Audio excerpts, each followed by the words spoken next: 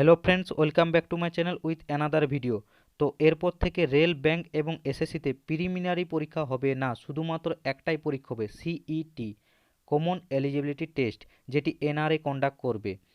এই পরীক্ষাতে পাস করার পর আপনি যে ডিপার্টমেন্টে যেতে চান তার জন্য মেন পরীক্ষা দিতে হবে, অর্থাৎ এসএসসিতে যেতে গেলে এসএসসি, ব্যাংকে যেতে গেলে আইবিপিএস, রেলওয়েতে যেতে গেলে আরআরবি। তো চলুন দেখে নেওয়া যায় এই এনআরএ এবং সিইটি এর মানে কি। नौकरी के लिए जो युवा होते हैं उनको बहुत परीक्षाएं देनी पड़ती है और उनको लगभग 20 रिक्रूटमेंट एजेंसीज हैं। तो कोई 4-5 में अगर परीक्षाएं देता है तो उतनी परीक्षा उतनी जगह जाना, ये सब समाप्त करने के लिए एक ऐतिहासिक फैसले में नेशनल रिक्रूटमेंट एजेंसी, राष्ट्रीय भर्ती संस्था, ये परीक्षा लेने वाली कॉमन एलिजिबिलिटी टेस्ट ये लेगी और इसका करोड़ों छात्रों को लाभ मिलेगा। छात्रों को यानी युवाओं को लाभ मिलेगा जो नौकरी के लिए आवेदन करते हैं। 1 लाख, करीबन 1,25,000 वैकेंसीज हर साल सेंट्रल गवर्नमेंट में group B and group C में अराइज करते हैं, जिसमें 2.5 से 3 करोड़ लोग इसको लेते हैं। ये बस 3 ऑर्गेनाइजेशंस की बात कर रहा हूँ।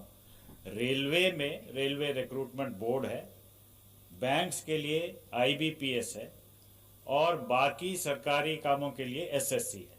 इन तीनों ऑर्गेनाइजेशंस में अगर आंकड़े लिए जाए तो ऑलमोस्ट 2.5 से 3 करोड़ लोग बारी बारी से हर एग्जाम को देते जाते हैं।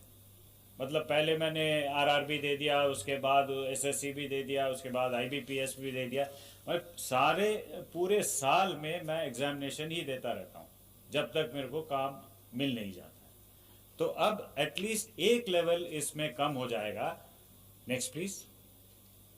जो कॉमन एलिजिबिलिटी टेस्ट, एक ही टेस्ट इन तीनों ऑर्गेनाइजेशंस, एंड जो भी ऑर्गेनाइजेशन ये स्कोर लेके उसमें भर्ती करना चाहती है तो वो इस कॉमन एलिजिबिलिटी एग्जाम के बेसिस पे जो स्कोर्स मिलेंगे उनको लेके अगले लेवल एग्जामिनेशन के लिए वो एक्सेप्ट करेंगे।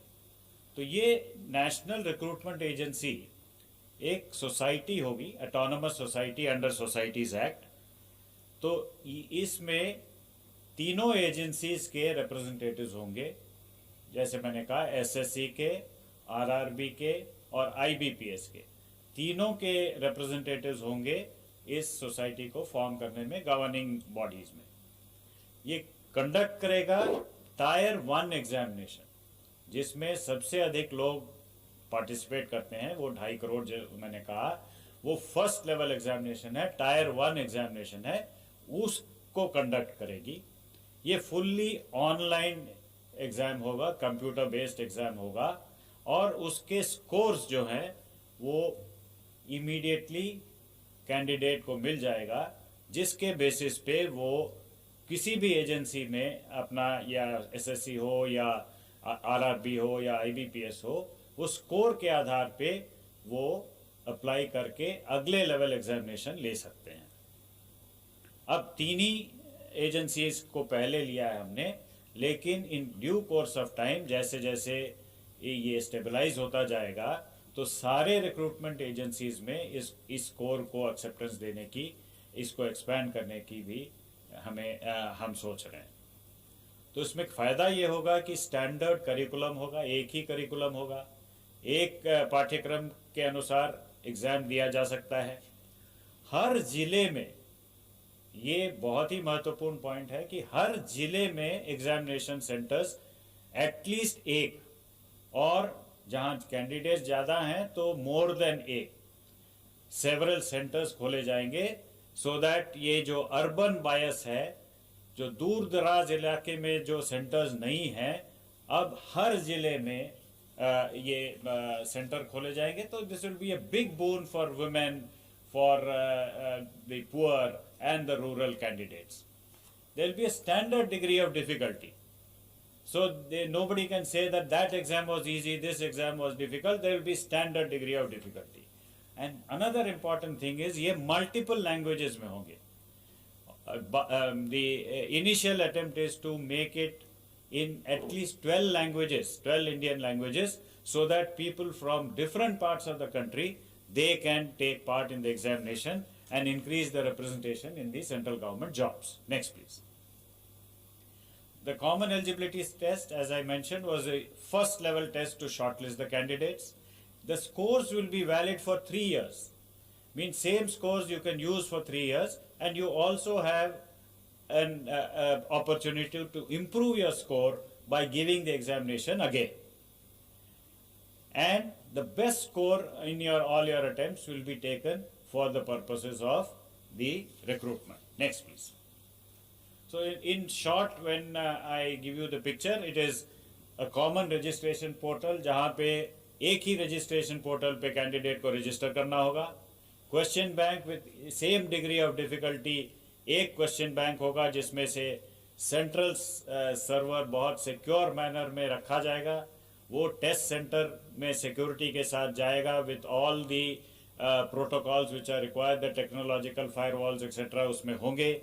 और फाइनली वो स्कोर्स जनरेट हो जाएंगे जो 3 साल के लिए उनको वैलिड होगा. सर मेरा सवाल जितेंद्र सर से है. सर एक बात बताएं कि इसमें उम्र को लेके आपने कहा कि एज बार वो किस तरीके से होगा. मान लीजिए रेलवे में उम्र की कोई सीमा है, बैंक में कुछ सीमा है, एसएससी की कुछ सीमा है, तो क्या इसमें कोई कॉमन उम्र की सीमा होगी या फिर ऐसा?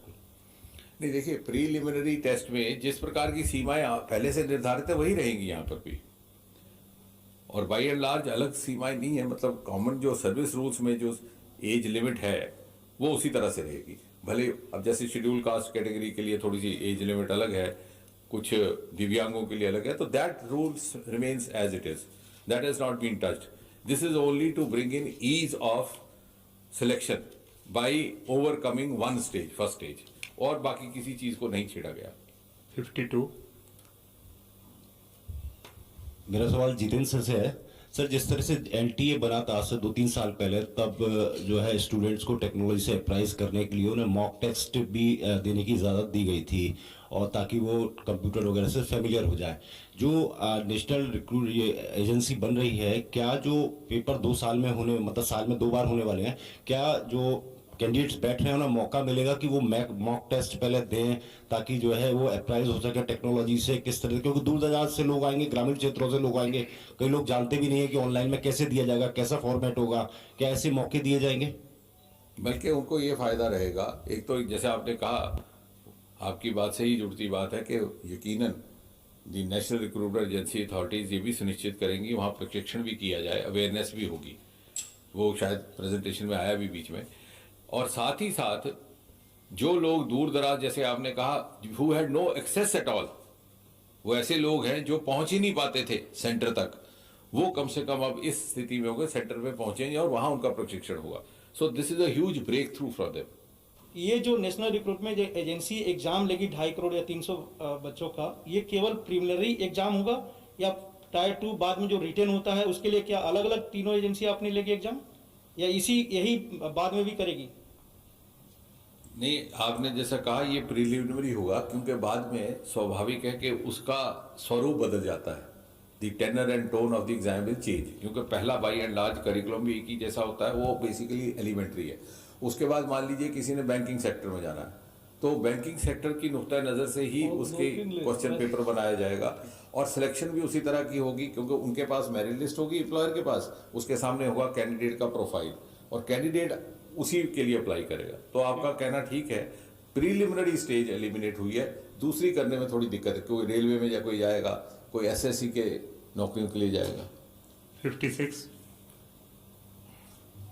सर उसी सवाल पे, मतलब आरआरबी, एसएससी और आईबीपीएस जो बैंक, ये एबॉलिश नहीं हो रहे हैं? नहीं, अबॉलिश करने की बात नहीं है. हम उनको फैसिलिटेट कर रहे हैं, जो उनका पहला टेस्ट है, और ये अभी चूंकि नया प्रयोग है और नया इंटरवेंशन, नया रिफॉर्म है, तो टू बिगिन विद 3 इसमें शामिल है. आगे चल के और इसी अनुभव के आधार पर बाकी रिक्रूटमेंट एजेंसीज को भी शामिल किया जा सकता है। नहीं, जैसे अगर मैं कैंडिडेट हूँ, मैं फर्स्ट राउंड ये देता हूँ, मुझे जितने भी मार्क्स स्कोर में जितने आएंगे वो लेके मुझे फिर इन तीनों एजेंसी में से जो भी नौकरी जहाँ भी चाहिए वहाँ मैं जा सकता हूँ। अगर आप उस लेजिटिमेट लिस्ट में आ जाते हैं तो अब आपको जो एडवर्टाइजमेंट अगली आएगी, मान लीजिए बैंकिंग की, तो आपने उसको अप्लाई किया, उसने आपको देखा, आपने उसको देखा, दोनों की अगर अनुकूलता मिल गई तो आपको नौकरी मिल गई या आपकी सिलेक्शन हो गई for the next stage of test which will of course be more specialised, क्योंकि आपके जॉब की नौयत और उसके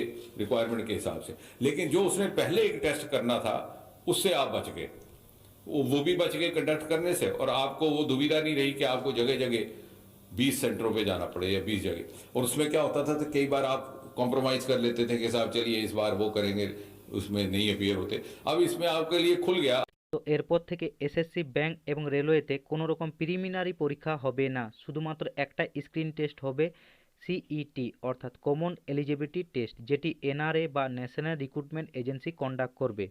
এটিতে পাস করার পর আপনি যে ডিপার্টমেন্টে যেতে চান তার জন্য মেন পরীক্ষা দিতে হবে, অর্থাৎ এসএসসিতে যেতে গেলে এসএসসি, রেলওয়েতে যেতে গেলে আরআরবি এবং ব্যাংকে যেতে গেলে আইবিপিএস।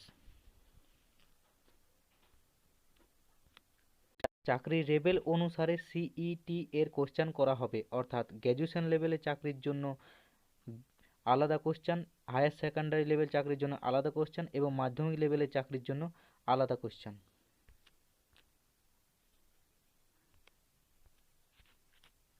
এর দ্বারা আপনি সেন্ট্রালে গ্রুপ বি এবং গ্রুপ সি পদের জন্য আবেদন করতে পারবেন।